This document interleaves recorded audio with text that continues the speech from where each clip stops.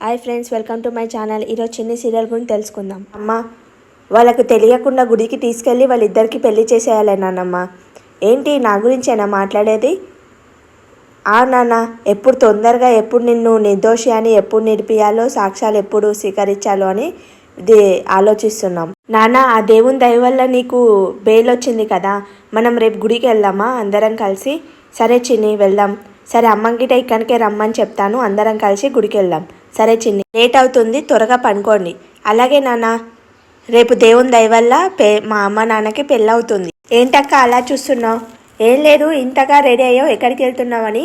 మహి గుడికి వెళ్దామన్నాడు, అందుకనే తయారయ్యాను. నన్ను గిట రమ్మన్నాడే మహి. ఏమిటి మహి, ఈరోజు గుడికి వెళ్దామన్నావు? ఏం లేదు, చిన్ని కోసం మొక్కుదామని వెళ్దామని అన్నాను.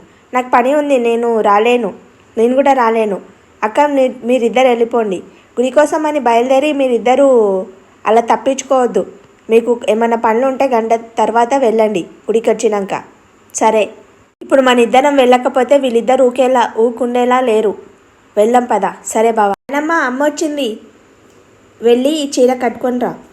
చీర ఎందుకు? వెళ్తున్నాం కదా అందుకని. ఎందుకు ఈ చీర కట్టుకొని గుడికి రావద్దా?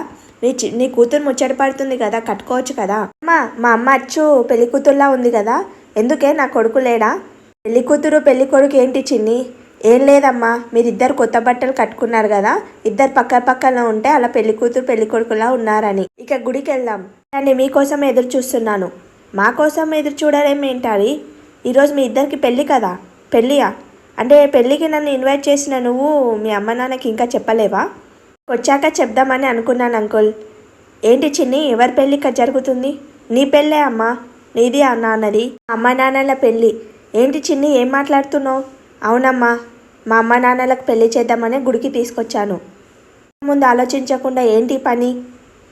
అన్నీ ఆలోచించే చేశాను నాన్న. పూజ చేస్తానని నన్ను ఇక్కడ తీసుకొచ్చి పెళ్లి చేస్తానని అంటావు ఏంటి? అర్థం కాకుండా. ఏం అర్థం లేకుండా ఏం చేయట్లేదమ్మా. తను మీ ఇద్దరు భార్యాభర్తలకు ఒక అర్థం ఉండాలనే చేస్తుంది. ఇలా చేస్తున్న విషయం మీకు కూడా తెలుసా ఆంటీ? ఒకటే ఏం చిన్నమ్మ, చిన్ని ఇలాంటి పనులు చేసేటప్పుడు వద్దని చెప్పొచ్చు కదా. చేస్తుంది తప్పు కాదు కాబట్టి నాన్నమ్మ నాకు అడ్డు చెప్పలేదు. నేను చెప్పేది దయచేసి విను. నువ్వు నాన్న ప్రేమించి పెళ్లి చేసుకున్నారు, కొన్ని కారణాల వల్ల విడిపోయారు, మళ్ళీ కలిశారు కదా అమ్మ. మంచివాళ్ళ మారిపోయాడని నువ్వు కూడా నమ్మావు కదమ్మా. తో కలిసి వేరే ఊరికి వెళ్ళడానికి సిద్ధపడ్డావు కదా. నాన్నని నీ భర్తగా అంగీకరించినట్లే కదమ్మా. నాన్నని నమ్మింది, తనతో కలిసి బయటికి వెళ్ళిపోవాలనుకున్నది తన భార్యలా కాదు, తల్లిలా. నువ్వు సంతోషం కోసమే తనతో వెళ్ళిపోదామని అనుకున్నాను. నీ కోసం. నీ అమ్మని బాధ పెట్టకు. ప్రస్తుతం మీ అమ్మ ఎంత బాధలు ఉందో నీకు తెలుసు. మళ్ళీ ఇబ్బంది పెట్టకు. సంతోషంగా ఉండాలనే కోరుకుంటున్నాను నాన్న.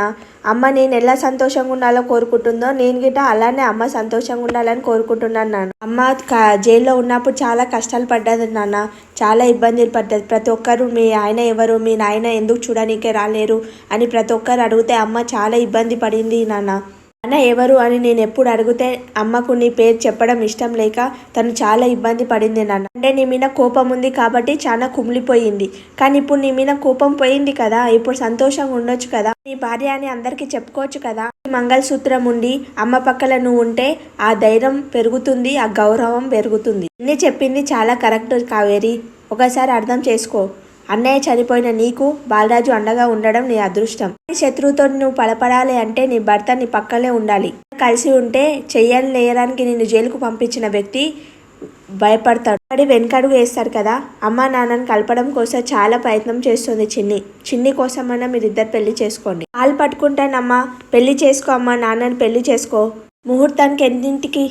ముహూర్తానికి ఇంకా పావు గంట టైం ఉంది. వెళ్ళి రెడీ చేయండి కావేరి గారిని. అన్న, ఆ బ్రహ్మదేవుడు వచ్చినా మీ పెళ్లి నాపలేడు. కూతురు రెడీ, పెళ్లి కొడుకు రెడీ అయ్యాడో లేదో చూసేసి వస్తా. కూతురు ఏంటి, పెళ్లి కొడుకు ఏంటి, అసలు ఇక్కడ ఏం జరుగుతుంది? ఇంకా రెడీ అవ్వలేవా? నువ్వు రెడీ చెయ్యి. రాజుగాడు కావేరి మెడలు తాళి కడితే వానికి పాడే కట్టేసేస్తాను. ఏం డాడీ, అర్చన అయిపోయింది, ఇంకా ఇక్కడే ఉన్నారు, రావచ్చు కదా. సరే మయ్య, వస్తాను.